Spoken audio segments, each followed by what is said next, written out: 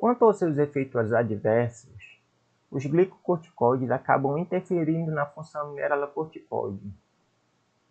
Na zona glomerulosa da adrenal, é produzido os mineralocorticoides. O principal representante deles é a aldosterona, que tem a fortíssima ação mineralocorticoide. Você vai ter controle extracelular de potássio, sódio e hidrogênio. Acontece que a cortisona, ou também cortisol ou hidrocortisona, que são as mesmas coisas, ele é um análogo sintético do cortisol, tá certo? Você tem uma fraca ação mineralocorticoide. Bom, se ele tem uma fraca ação, você não deveria se preocupar. Acontece que o glicocorticoide fica durante muito tempo preso no corpo. E com isso, você tem pequenas ações mineralocorticoides vindo desse fármaco. A consequência disso é que você vai ter uma alteração na dinâmica do potássio, do sódio e do hidrogênio. No que isso vai impactar?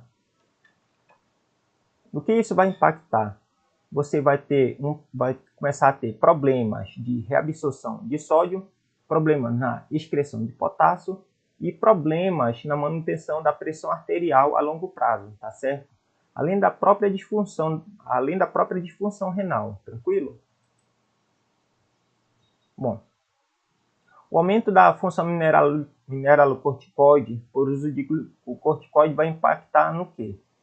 No aumento da reabsorção tubular de sódio, o aumento extracelular de líquido, você vai ter presença da retenção, você vai ter um aumento da volemia e da pressão arterial, você vai ter um aumento da sede por conta da maior quantidade de sódio, você vai ter uma natriurese de escape. O que isso significa?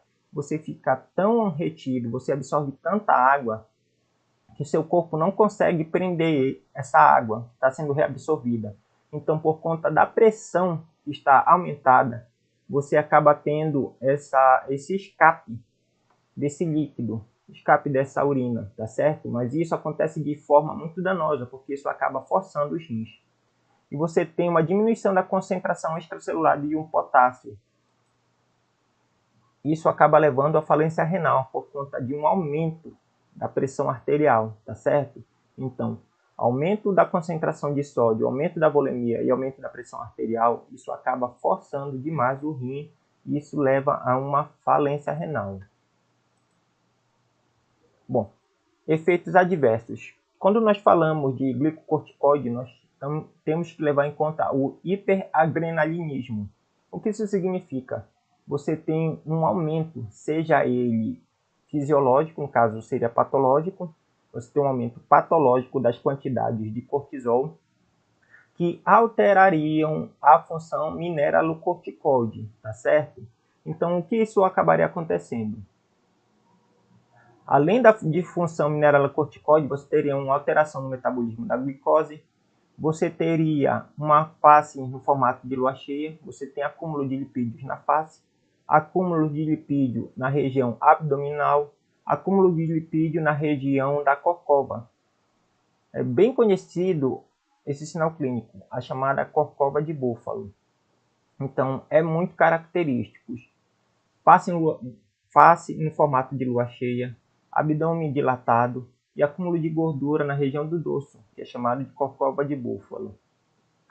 E mesmo que você fizer administração de altas doses de glicocorticoides exogenamente, você não vai ter uma resposta do eixo hipotalâmico hipofisário para diminuir a produção desses glicocorticoides endógenos, tá certo?